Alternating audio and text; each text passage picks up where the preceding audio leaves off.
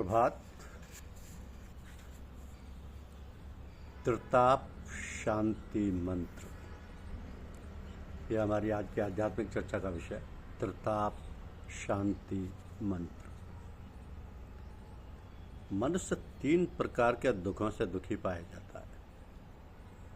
पहला आध्यात्मिक दुख जो हमारे भीतर उपजते हैं, जैसे काम, क्रोध, लोभ, मोह, ईर्ष्या, अहंकार आदि। दूसरे आधिदैविक दुख जो प्राकृतिक क्रियाओं द्वारा मिलते हैं, जैसे अति वर्षा, वर्षा का अभाव, उपलवृष्टि, भूकंप, आग लग जाना आदि। और तीसरे प्रकार के दुख आदि भौतिक दुख कहलाते हैं, जो हमें अन्य प्राणियों से मिला करती हैं, जैसे चोर, डाकू, शेर, चीते, चूहे, जंगली जानवर, घर कुटुंबियों से लड़ाई झगड़ा, कलह आदि। तो इन 3 प्रकार के तापों से संतप्त होकर मनुष्य चिल्लाने लगता है, ओम शांति, ओम शांति, शांति शांति। अर्थात हे प्रभु, हमें तीनों प्रकार के तापों से छुड़ाकर शांति दिलाइए। तीनों प्रकार के तापों से छुड़ाकर शांति दिलाइए।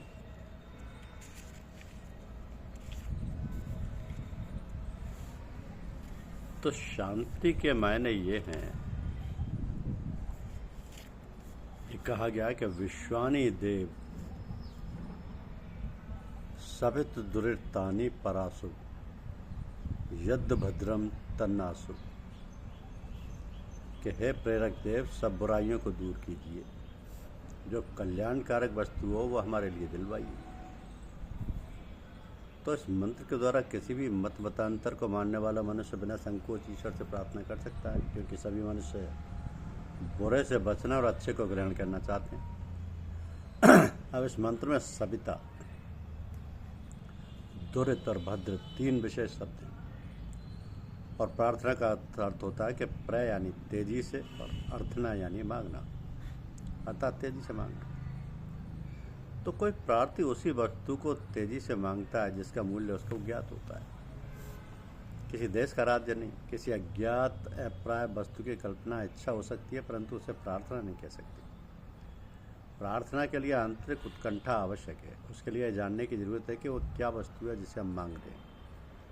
जब एक बच्चा भूख से व्याकुल होकर रोता है तो भोज्य पदार्थ के लिए उसकी सच्ची प्रार्थना होती है। तो अर्थ बिना समझे प्रार्थना करना बेईमानी है। जिस वस्तु को हम जानते ही नहीं, उसके प्राप्त करने की इच्छा क्यों कर सकते हैं? और यदि वस्तु मिल भी जाए तो उससे क्या लाभ? तो प्रार्थी को दुरित और भद्र के अर्थों को जानना चाहिए,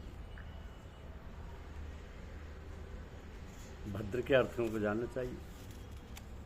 तो जिस प्रकार सूर्य की किरणें जीवों को जागृत कर देती हैं, उसी प्रकार आस्तिक्य भावना प्रत्येक मनुष्य के भीतर जागृति उत्पन्न कर देती है। वही जागृति दुरितों के निराकरण के लिए शक्ति प्रदान करती है। रोग के कीटाणु स्वस्थ शरीर पर भी आक्रमण करते हैं, और रुग्णों पर भी, परंतु स्वस्थ शरीर स्वस्थता की सहायता से रोग के कीटाणुओं को नष्ट कर देता है। ऐसे ही दुरित आक्रमण सभी पर करते हैं, परंतु जो मनुष्य परमात्मा की प्रेरणा से अपने को सुसज्जित कर लेता है, उसके दुरित पराजित हो जाते हैं। वैदिक विधि से सविता के प्रेरकत्व को समझता हुआ प्रार्थी भिखारी नहीं है।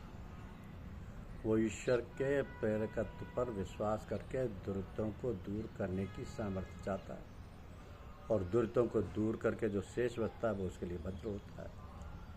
तो एक कहा जाता है कि ओमद्यो शांति, अंतरिक्ष शांति, पृथ्वी शांति, रापव शांति, औषधय शांति, वनस्पत्य शांति, विश्वदेवा शांति, ब्रह्म शांति, सर्वेश शांति, शांतिरेव शांति, सा मा शांतिरेव। अर्थात दुलोक शांति युक्त, अर्थात शांत है। अंतरिक्ष लोक शांति युक्त है, पृथ्वी शांति युक्त है, जल शांति युक्त है, औषधियाँ शांति युक्त हैं, वनस्पति शांति युक्त है, सब दिव्य पदार्थ शांति युक्त हैं, वेद विद्या शांति युक्त है, सब कुछ शांति युक्त है। शांति की भावना स्वयं शांति युक्त है। ये 10 चीज़ें शांति वाली हैं जो शांति इन 10 वस्तुओं को ठीक स्थिति में रख रही है। वही शांति मुझे 11वें अर्थात ईश्वर की स्तुति करने वाले को प्राप्त हो। तो इस वेद मंत्र में शांति के महत्व और मनुष्य जीवन में शांति की उपयोगिता का वर्णन है।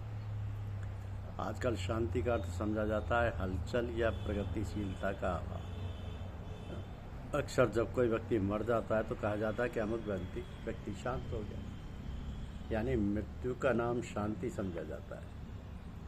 यदि ऐसा है तो कौन चाहेगा कि उसे शांति मिले। ऊपर के वेद मंत्र में 11 वाक्य हैं, ये सब अलग अलग हैं। जैसा कि ऊपर बताया जा चुका है कि द्यो यानी आसमान, ओम द्यो। आसमान में अनेक लोकांतरों का सामयिक नाम है। ये लोकांतर अपनी अपनी धुरियों व अपने अपने मार्गों में नियमित घूमते हैं। इसी का नाम शांति है। तो ये शांति पृथ्वी में भी पाई जाती है। हम जानते हैं पृथ्वी एक निश्चित गति से अपनी धुरी पर घूमने के साथ साथ सूर्य के चारों ओर चक्कर लगाती है। यही हाल जल का है। हाइड्रोजन और ऑक्सीजन मिलकर जल बनाते हैं। जल चाहे बर्फ बन जाए अथवा भाप, इनके अनुपात में कोई अंतर नहीं आता। कहने का तात्पर्य है कि ब्रह्मांड के सभी तारे, ग्रह, वनस्पतियाँ और पदार्थ शांति पूर्वक अपने अपने कार्य में संलग्न हैं। तो फिर क्या कोई ऐसा स्थान है जहाँ शांति नहीं है? वेद मंत्र का 11वां वाक्य ऐसा स्थान दर्शाता है जहाँ शांति नहीं है, और वो है मनुष्य का मन। मनुष्य इस मंत्र द्वारा ईश्वर से प्रार्थना करता है कि उसके मन में शांति हो। मनुष्य का मन बड़ा दुसाध्य है। ये प्राय मीठी चीज़ को कड़वी, सुंदर को कुरूप, मित्र को शत्रु आदि बना देता है। इसका कारण है मनुष्य की विद्या। इसी अविद्या के कारण हम अशांत हो जाते हैं और शांति खोजा करते हैं। तो शरीर छोड़ने के उपरांत मनुष्य की आत्मा के साथ जीवन में किए गए पाप पुण्यों के संस्कार व अतृप्त इच्छाओं के संस्कार जाते हैं, और शरीर के बिना आत्मा अपने लिए कुछ प्रयत्न नहीं कर सकती। उसे जीवित मनुष्यों पर निर्भर रहना पड़ता है। तो इसलिए मृत आत्माओं के लिए शांति पाठ, दान, यज्ञ आदि किए जाते हैं। तो तीनों ताप, आदि दैविक, आदि भौतिक और आध्यात्मिक, तीनों तापों से संतप्त होकर मनुष्य जब चिल्लाने लगता है कि ओम शांति शांति शांति, तो हे प्रभु अर्थात हे प्रभु हमें तीनों प्रकार के तापों से छुड़ाकर शांति दिलाई।